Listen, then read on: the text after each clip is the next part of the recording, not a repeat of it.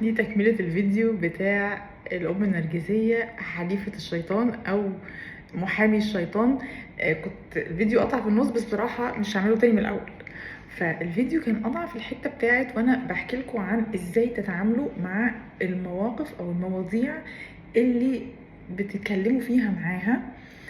فعندنا طريقين. الطريق الأولاني، لو الموضوع ده يهمكم وعايزين رأي فيه حقيقي ورأي ما يزعلكوش ورأي يكون يعني ترو كده ويكون حد قلبه عليكم، اوعوا تاخدوا رأي موتكم النرجسية فيه، اوعوا ولا تحكوا لها، لان هتعصبكم وهتشنجكم وهتخليكم ضغطكم يعلى وينزل في نفس اللحظة 60 مرة.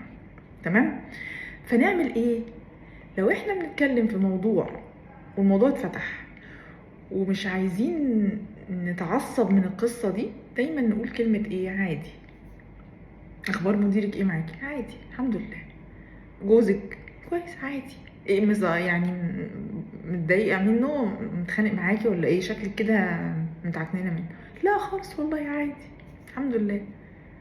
طب ايه بيفسحك بيبسطك بيصرف عليكي؟ ايوه عادي يا ماما والله جوزي يعني جوزي اعمل ايه؟ الحمد لله. لا على حامي ولا على بارد.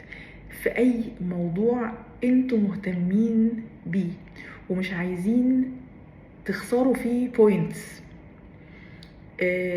مفيش حاجة في المناقشة لازم تاخد حيز كبير بمشاعركم. حتى لو بتتكلموا على تليفون جديد، مش عايزين تكرهوا التليفون، ما تتكلموش عنه.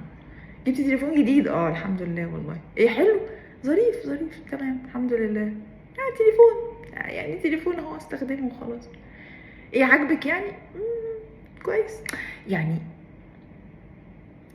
خليكوا دايما في الحته اللي هي نيوترال، اللي هي لا انا يمين ولا انا شمال ولا انا فوق ولا انا تحت ولا انا مبسوطه ولا انا زعلانه. انا طوبر ماضي، جراي روك. لو بقى قاعدين زهقانين وعايزين تفتحوا موضوع اي كلام، وموضوع يكون مش عندكوا ليه شحنه عاطفيه، مش متحمسين ولا قرفانين ولا زعلانين ولا بتاع، وعايزين تتكلموا بقى في اي كلام، ماشي. يعني you can fake it بقى. يعني فيك ان في يا جو النهارده كان حر قوي، حرقت جدا واتضايقت جدا وقفشت جدا، وانت ولا فارق معاكي الجو ولا اي حاجه. تقولك لا ولا حر ولا حاجه، ده كان حلو، ده مش يعني هتلاقي الدنيا ايه؟ طيب لو طب تمام اهو فتحنا موضوع وعرضتيني وخلاص اتبسطتي، سلام انا بقى كده. ده الاسلوب اللي لازم تتبعوه لو مضطرين تتعاملوا معاه. يعني مش عايزين تتعاملوا برضو انا تمام جدا في القصة دي، بس لو مضطرين خلوا بالكم، علشان دايما اي اتجاه هيجي في وشكم القطر المعاكس، واحنا مش قد قطر النرجسيين. ليه؟ لان احنا بناخد الحاجة على قلبنا، بنحب الحاجة بجد، بنحب نتكلم في الحاجة، بنحب نحط فيها كل طاقتنا وكل حبنا وكل قلبنا وكل زعلنا او كده. هما ما عندهمش الحته دي، هما من على السطح خالص كده بتيجي تلوشك وتمشي وخلاص. هي بتلوشك وبتقلب، يعني هي مفيش في دماغها اللي هو بتفكر هو انا زعلتها، هو انا ضايقتها، هو انا بسطتها، هو انا لا لا لا لا, لا خالص خالص. يعني هتقلب على المحطه اللي بعدها على طول. يعني انت تشيك عكننت عليها، تشيك خلاص اللي بعده ايه التاسك اللي عندي بعدها؟ اكلم اختي عكنن عليها، ماشي نكلم اختي، ايوه كذا كذا كذا. الدنيا من على السطح من على الوش. انت بقى هتلاقي نفسك عماله تحرقي في دمك، وهي ليه بتكلمني كده، وهي ليه بتقول لي كده، وهي ليه مش حاسه بيا، وهي ليه مش عامله بيا. ملوش لازمه، ملوش لازمه. ما تدخلوش في القصه دي.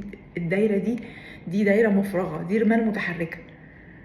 ف دايما تعاملوا معاها على انها ديفلز ادفوكات.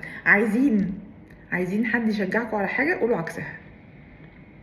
عايزين تفضلوا في نفس الشغلانه، قولوا ان انتوا قرفانين منها. حاجه تقرف كذا كذا، تقولك ليه اوعي تسيبي الشغل، تلاقي نفسك اوكي. حاجه اسمها ريفرس سايكولوجي، اللي هو انا بقول عكس اللي انا حاساه عشان يتقال لي زي ما انا عايزه اسمع، او اتليست ما يبقاش في اتجاه معارض للي جوايا اصلا. انتوا بقى مقدرتكم نقوا نوع من انواع الحلول دي. في حل طبعا اللي هو احنا ما بنتكلمش غير في الحاجات العامه جدا اللي مفيش فارقه مع حد. برضو طبعا هيبقى في محاولات للاستدراج، بس هتبقى قليله لو انتوا ما سبتولهاش طرف الخيط. ما تدوهاش طرف الخيط في مواضيع بالنسبه لكم مهمه او حساسه او ليها شحنه عاطفيه. كان معاكم ماجي حرفوش لايف كوتش، اشوفكم الفيديو الجاي ان شاء الله.